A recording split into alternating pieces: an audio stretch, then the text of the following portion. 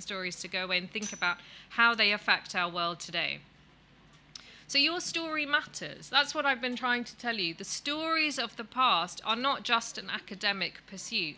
They shape everything about the world that we live in today and how we then develop the world and how we play our part in our communities. Because only by understanding them can we understand where we are and our role to play in it. So our stories matter. So, do you remember this picture, which I asked forgiveness for sharing earlier? You can still donate. There are buttons around if you want them. And if you remember, we were worried about losing some of these stories. Stories that could be torn away, edited out, erased, or simply never captured.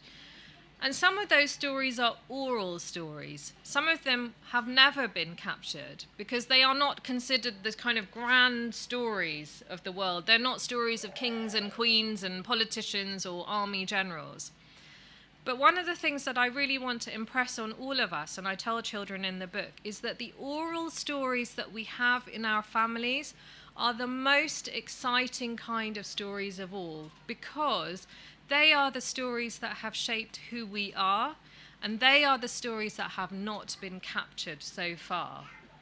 And those are the stories that we want to make sure shape who we are, but are also captured and given to those who are coming around us and after us. And we need to start collecting those oral stories now.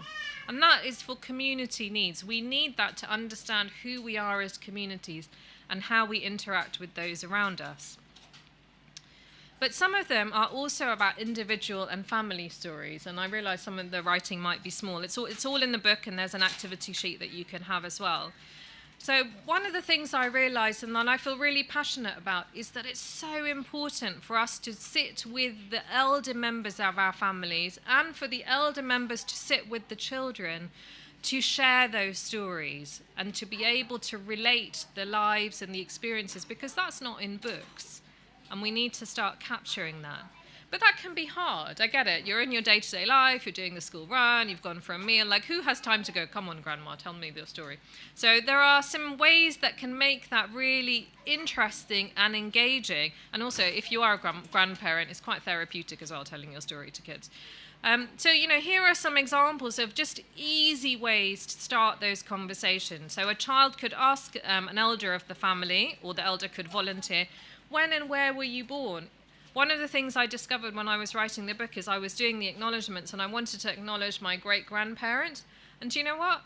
Nobody could find their names. Like, we just didn't know what the names. It was just like, Dadi or, a kind of, people didn't really know, especially the women. I have to say, the women, very difficult to find their names. So please go away and find them. So when and where were you born? Who is the oldest member of the family that you remember? What were the names of their parents? Write those names down. What school did you go to? What was it like? What were your favorite lessons? And so on. These are really easy prompts to start capturing those stories. Do you have a question? Yes.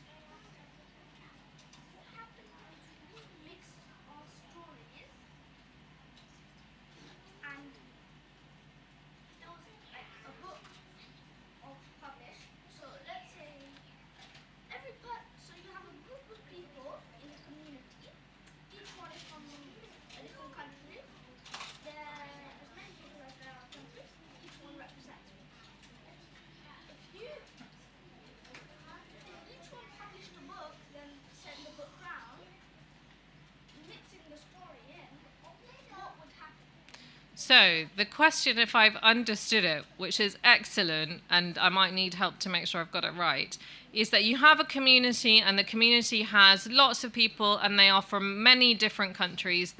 Each of them writes their own story. I wasn't clear if they write their own story in their own book, or they all write a chapter in one book, and then you put them together. They each write a book. We will need a publishing house to do this. I like this. This is thinking big. Okay, I don't know. Oh, we have a volunteer for the publishing house in the back. There we go. So you get a whole library of books of stories. I love it. This is a good outcome for this session. So you kind of see how so the question is, what happens if you mix the stories? So you're saying you see how they intersect and they fit together?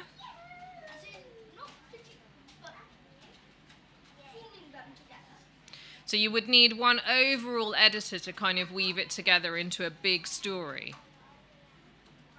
Shall we come back to your question at the end? Because I'm not sure either of us quite know where you're going. But I do like the idea that we're going to have lots of stories. And there are, you know what? You should go round at the end and just make sure everybody writes their story. I like this. So that's the power of individual and family stories. And I can't really stress enough how important it is we start collecting these stories, because there's so much to learn from within us that we need to capture before it's lost. But when you know your story, that's when you can start to talk to other people. And really at the beginning, I was talking about my own frustration at the kinds of dead-end conversations we end up in when we talk about the British Empire and we talk about the past. Because the past is really to help us to shape the future, as I've demonstrated in some of the stories and provocations earlier. But when you know your story, you can have really great conversations with other people who might be different to you and have different experiences, because you understand who you are and what's shaped you and how you've come to be the person you are, but so does the other person.